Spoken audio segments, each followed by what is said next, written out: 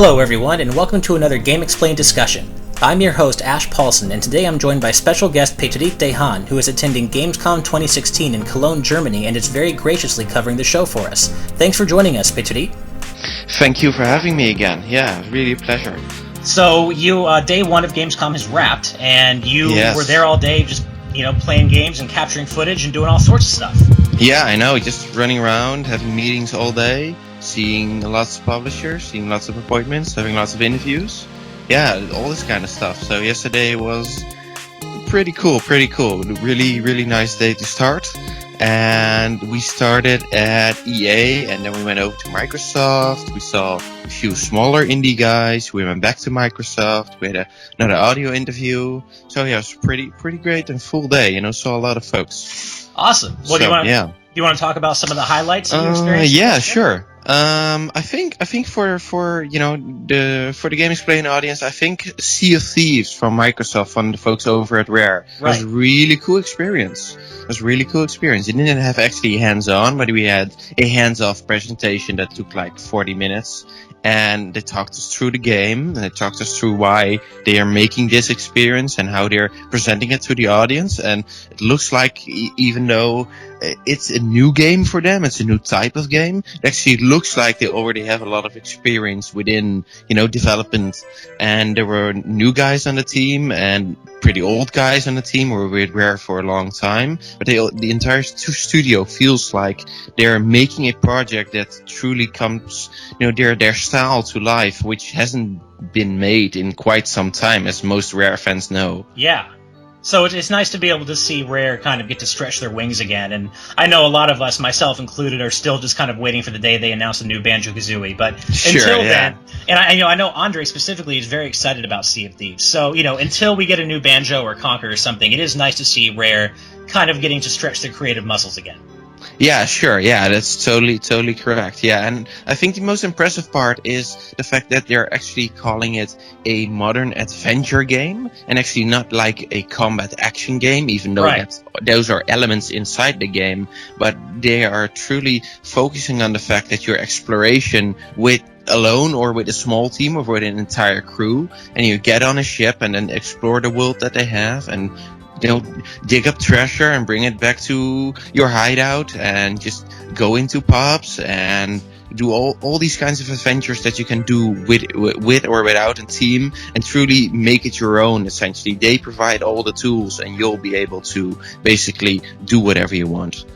I do love that approach. I mean, so often in games like this, the focus is conflict, and there's nothing wrong with that, but it is nice to see Rare kind of taking an alternative approach that really is just about the joy of discovery and kind of living your own fantasy life in this, pirate world, essentially.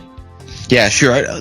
They haven't worked out all the details. They're pretty open about that. It's like, we're still implementing stuff, and we're still thinking about how these types of elements come together, and they're not sure how many people at once, and all these kinds of smaller details. They're still working that out. They're still playing the game, and he told me that development is going pretty well, because so far they have had new features implemented for the past 42 weeks. Every single week there's new features inside the build. Wow. They're playing it of course every day, but they have a total studio session every Thursday, and then they play with new features that are implemented every single week so far. So yeah, and they're holding close betas, of course, within Microsoft, and they're hoping to open it up later this year, but they're not actually sure if that's, becoming reality, depending on how stuff works out. But they do want to, have a beta at some point and then implement feedback before a full release. Well, I can definitely sound the excitement in your voice. Like, it sounds like what you were shown is all very exciting. So especially because Rare is, for the past 10 years, most folks are like, it's not been really my studio anymore. But now you can still see their style coming through a new type of game. That's great.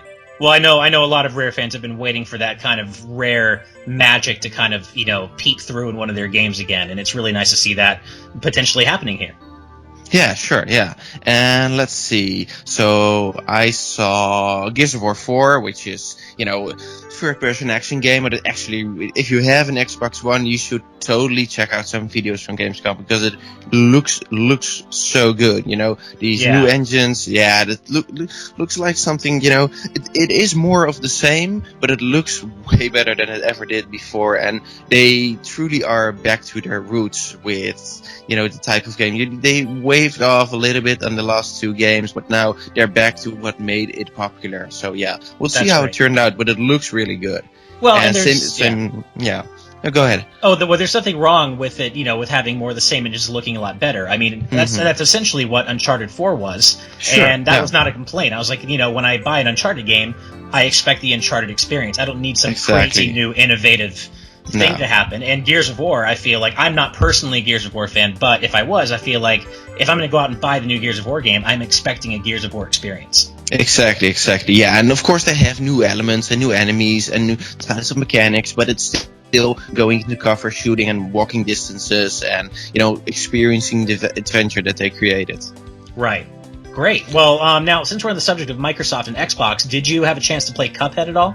Or is it no, yes, it's there, but not yet. Not yet. Hopefully, opportunity on the show floor later today or tomorrow, but not yet. But it is there. But it's the same build as E3 as far as we know. Oh, okay. So maybe not anything new necessarily then. No. Okay. No, but I do think that Cuphead still looks fantastic, but I'm not so sure about the gameplay long term, but it looks still fantastic. Looks like the most unique style that I've ever seen for a video game implemented. Oh, totally. It looks fantastic. Yeah, just a short thing on Dead Rising 4, which looks like a return to form for the folks who like that game. Nice. It's completely crazy, completely zombie hordes, slaying all kinds of hundreds of zombies, no frame rate drops as far as I could see, and yeah, just like a return to form, creating all kinds of crazy weapons and just implementing them and mowing through all these zombies. It looks like completely mindless fun, and the Christmas setting really helps. It's really funny. Oh, I'm sure. And I mean, let's be honest. I know Dead Rising has kind of experimented with having multiple different protagonists throughout the series, but everyone wants Frank West back. I mean, he is Dead Rising. He's covered wars, Yeah. Sure, so, yeah. Yeah, that's pretty great. And let's see, we went to... So, of course, Cliff Bleszinski, right? The guy who made a tournament and Gears of War. So he's at a new studio for a while now, and now they're really showing off their game, like, in a good state, playable. And it's called Lawbreakers, and it's basically a new twist on the old formula for Unreal Tournament. And I have an audio interview with the lead designer that will go up hopefully this weekend. So you'll hear more about that then. And we went to a semi-indie developer called Warhorse, and they are making a semi-realistic medieval archery / night game. So so it's called Kingdom Come with a K, and just saying that. And so they're making this game for a while now. They had a Kickstarter in 2014, they told me, and they also had private funding from that point. Now they're coming out with episode 1 basically, but episode 1 sounds like, it's a small chunk size bit, but it's actually a pretty large open world. And so it's a first person open world medieval game where the realistic parts are more important and history parts are more important than basically, that's the most important part that they want to recreate. So if you have a large sword, for instance, and you're inside a house and you have a wooden plank on the left side, you can't swing from the left basically because there's no physical space to swing from the left. All these kinds of things have a super high priority for them. So, and you can also get infections and all this kind of stuff. So they're truly upping the ante for realistic combat basically. And they say they have an entire story written around episode 1, so it looks pretty cool, and it's called Kingdom Come basically. Right. So folks should really check it out. We had a great opportunity to visit the presentation, and there is some video out there, but I think that needs some indie love. Yeah, well, that sounds like a very unique setting. It's PC only for now, but they're looking at consoles if episode 1 does well. Cool. Well, I'm sure, I know most of our audience, I think they're mostly console-based, but, sure. If it ever does come to consoles, it sounds like something that people should definitely check out. Yeah, it's very unique, and their focus on, like I said, the focus on realism is actually, astonishing. They focus so much on it that even, if you have a stealth mission and you choose the wrong armor, your armor will be too loud for that mission because it wrinkles too much and it goes through the grass. Yeah, all these kinds of elements that you never see in most games because that focus is just too expensive or just not well implemented. And here it's their focus. So yeah, those are cool elements that are rarely seen in these types of games. Yeah, for sure. Cool. Well, these are pretty much the highlights. We saw some other stuff, but that's I'll talk about that in a wrap up later, so that's fine. Okay. Yeah, and today is pretty busy, starting at Nintendo, of course, which is a huge deal, and then heading off to Paradox, which does strategy games, but we've always visited them and they're always nice. So yeah, visiting them and seeing some other folks. Gonna try Oculus Rift later today again, updated version with touch controllers and stuff like that. So yeah, hopefully to see some cool games on there. Do you have any plans to try out PlayStation VR? We have plans to, but okay, depending on the schedule, like I always say, yeah. So, and I've tried it before, and experience for a console should be fantastic. It isn't up to snuff. It isn't as good as the PC version, but as far as for a console goes, it's pretty well implemented. Well, if you get a chance, and you may have already played it at E3, but if you get a chance and they have it there, Res Infinite is... Yes. Oh, man. Yeah, it's amazing. Oh, that alone, I almost want to buy a PlayStation VR for that. Like, that almost sold me on it. Yeah, that's true. You need a few more unique experiences like that to be able to justify it and understand. But yeah, if they come out with those kinds of experiences that truly feel like you're playing a game instead of a tech demo, then it's really something unique. Yeah. Right. Well, okay, so you've got day 2 of Gamescom ahead of you, and we've covered some of the stuff you played so far, but what do you think about the announcements so far coming out of the show? Well, you're better informed about that than I am, because that's the way these shows go. You're better informed from a distance. Yeah. And so of course I got all PR in my inbox sitting there, but you're mostly going in and out of meetings and walking large distances to be on time everywhere. So I haven't had much time to catch up. So anything you want to highlight? Well, I don't know if it's a highlight or, it's actually more of a low light, but have you heard about Metal Gear Survive yet? Oh, yeah, I read about it on social, but I actually don't know for what platform it is or what it's entailed to be. Well, it's essentially for PS4, Xbox One, and PC, and it's essentially like an alternate version, I guess, of events that happen following Metal Gear Solid 5 Ground Zeroes. And literally, so I read this press release when I woke up this morning, and in my kind of waking up, I thought, this has to be a joke. This can't be real. But literally, the story of the game is, following the events of Ground Zeroes, wormholes appear in the sky, and people are sucked through into an alternate dimension. And essentially now you're in the Metal Gear Solid world, but an alternate version of it, and you're taking on these, like, zombies their heads are made of crystal. Wow, that sounds like a bad N64 game. I can't believe this is a real thing.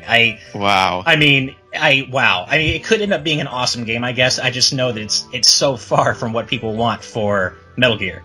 Of course. Yeah, the Konami doesn't know what they're doing now. Yeah, no, they really aren't. But is it still like the mechanics of 5, the third-person shooting, it's the gameplay of 5, but it's in more of a survival setting. So gameplay-wise, it sounds like it could be actually kind of interesting. Sure, because Metal Gear Solid 5 gameplay-wise was fantastic. Exactly. So.